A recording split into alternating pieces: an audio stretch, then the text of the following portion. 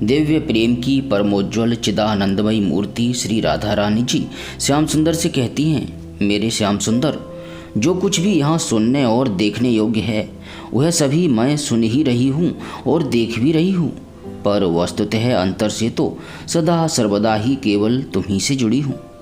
यथार्थ में तुम ही भोगता हो और सारे भोग्य भी तुम ही हो, देखने सुनने वाले भी तुम ही हो और देखने सुनने के सारे पदार्थ भी तुम ही हो। मेरा देखना और मेरा सुनना सभी सहज ही केवल तुम ही में संन्यस्त हो रहा है। मुझे माध्यम बनाकर तुम ही मुझे नित्य सेवा लीला में संलग्न रखते हो।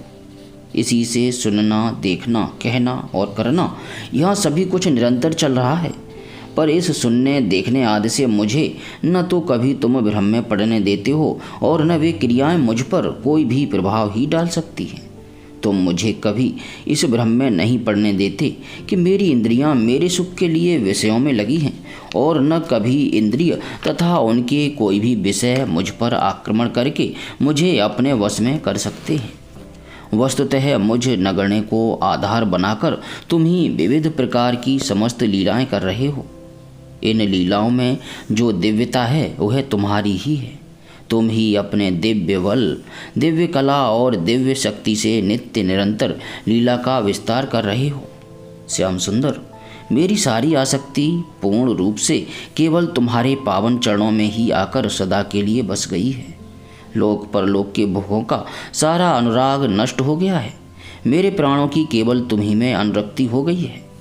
तुमने मेरी सारी ममता को केवल अपने में ही लगा लिया है। उस ममता को मुझे कभी छोड़ने देते ही नहीं। केवल तुम ही एकमात्र मेरे हो, यह अनुभव कभी तनिक भी हटता ही नहीं, और न तुम ही मेरे प्रति अपनी ममता का त्याग करते हो। सदा मुझे केवल अपनी ही वस्तु मानते हो। प्रियतम, केवल तुम ही एकमात्र सदा सर्वदा मेरे परिमाण रहित ममतास्पद बने रहते हो।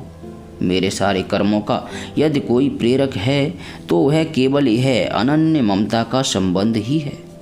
मैं सदा इसी से बंधी हूँ और तुमने भी इस पवित्र ममता के बंधन को स्वीकार कर लिया है।